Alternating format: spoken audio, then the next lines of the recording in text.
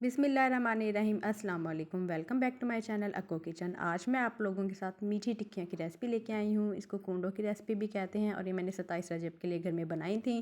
सोचा आप लोगों से भी इस रेसिपी को शेयर कर लूँ। स्टार्ट करते हैं हम लोग अपनी रेसिपी को, जिसके लिए मैंने 2 किलो मैदा लिया था, आधा किलो ली है मैंने सूजी, 1.5 कप मैंने खोपरा लिया और इसको ब्रिक क्रश कर लिया, 1 कप कुकिंग ऑयल लिया है, 3 पाव मैंने ली है चीनी और इसको मैंने ग्राइंड कर लिया था अच्छे से, और ये मैंने बेकिंग सोडा लेकर रखा है। अब हम एक बड़े सा खुला बर्तन लेंगे, परात लेंगे और उसमें ऐसा ऐसा सारी चीज़ें करेंगे मिक्स। सबसे पहले हम डाल लेंगे अपना लिया हुआ मैदा और फिर अब हम उसमें शामिल करेंगे अपनी सूजी।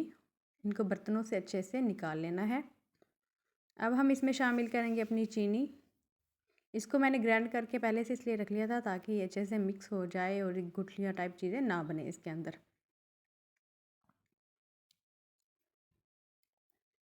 चीनी के अंदर ही जो है मैंने छोटी इलायची डाल ली थी। अब जो है इसके अंदर मैं शामिल करूँगी ब्रिक किया हुआ खोपरा।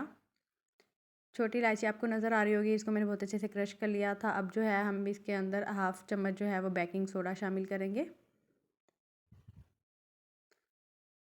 और फिर इसके अंदर कुकिंग ऑयल डालेंगे आहिस्ता आहिस्ता और इसको अच्छे से करेंगे मिक्स।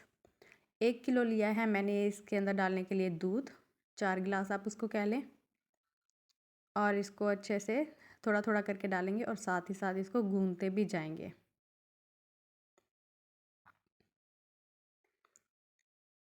पहले इसको अच्छे से सारी चीज़ों को रेशा रेशा करके अच्छे से मिक्स कर लेना है और फिर थोड़ा थोड़ा करके दूध डालते जाएंगे और इसको हम लोग गूंथते जाएंगे।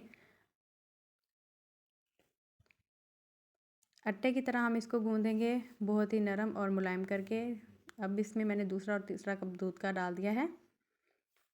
सारी चीज़ें अच्छे से मिक्स हो गई हैं। अब इसको अच्छे से जो है मैंने गूंद के रख दिया है, 1 घंटे के लिए कवर करके रख देंगे। फिर इसको हम छोटे छोटे पेड़ों की शक्ल में ऐसे ले लेंगे और इसको अच्छे से बेल लेंगे। आप छोटी प्लेट भी ले सकते हैं, छोटा कप भी ले सकते हैं। मैंने गिलास लिया है और गिलास की मदद से मैं इन टिक्कियों को ऐसे दूंगी शेप।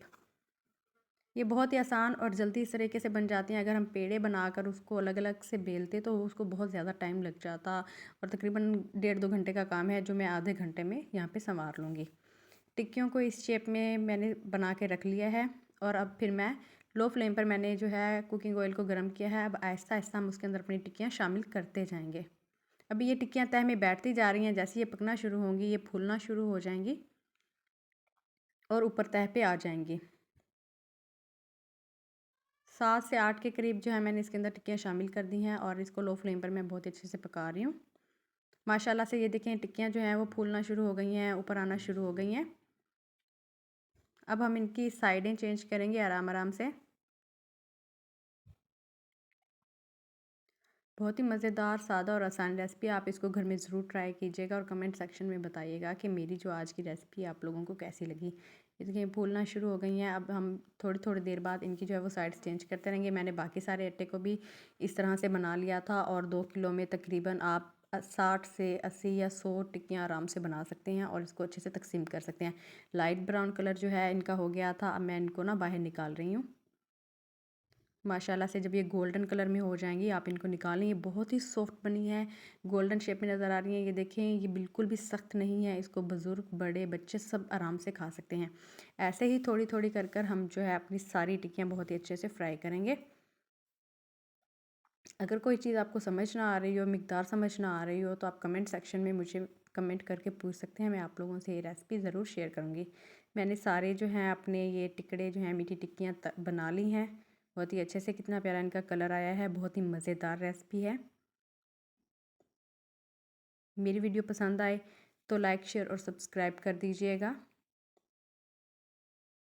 अब मैं इन्हें सर्व करूँगी, घर में मेहमानों को बुलाऊँगी, उन्हें दूँगी। Thank you so much. अपना ख्याल रखिएगा। अल्लाह हाफ़िज़।